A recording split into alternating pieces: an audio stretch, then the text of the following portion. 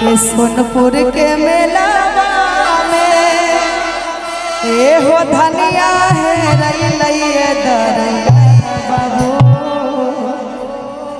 खोज दी धनिया हमार ए दरोगा बाबू खोज दी धनिया हमार।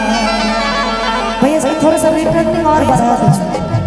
लेकिन आप लोगों के लिए सुंदर सा लाइन है, कहेंगे कि जिला सुपौल में चले पगली हमर शासन गे जाने पुलिस पर शासन गे ना।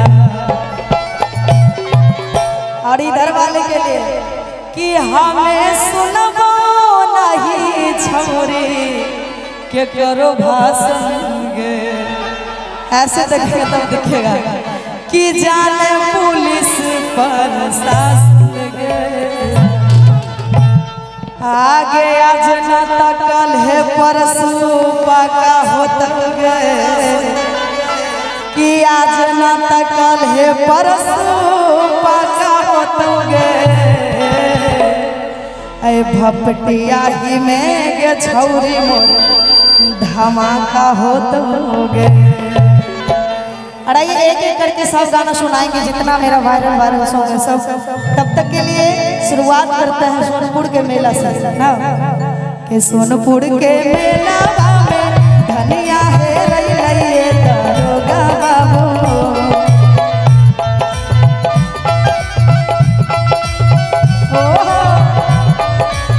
सोनपुर के मेला में धनिया है रैलिए दरोगा बाबू ए दरोगा बाबू खोज दी धनिया हमार। दरोगा बाबू खोज दी धनिया हमार। सोनपुर के मेला में धनिया है रैलिए दरोगा बाबू। क्या बात है ए हो सोनपुर के मेला में कन्या है रैलिए दरोगा बाबू ए दरोगा बाबू खोज दी धनिया हमार। दरोगा बाबू खोज दी कन्या हमार। क्या बात है ओहो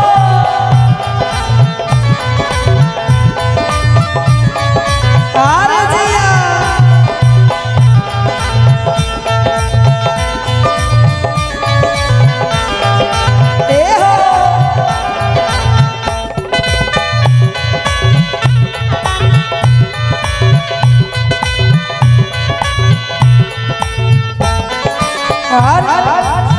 और हल ना लिखल बारी नहीं होशियार हो।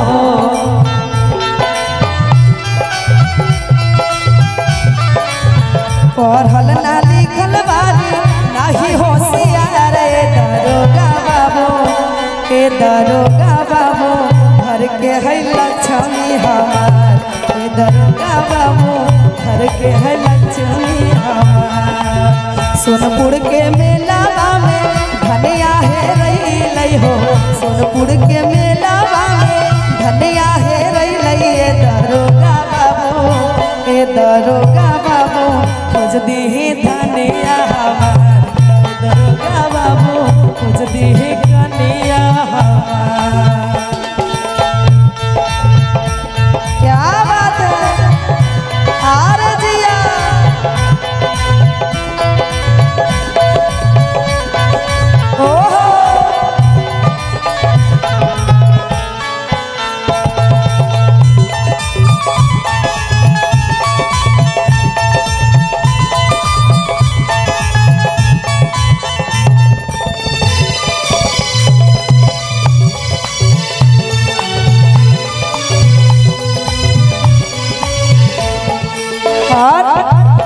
बाबूजी पूछे तो का देव जवाब हो।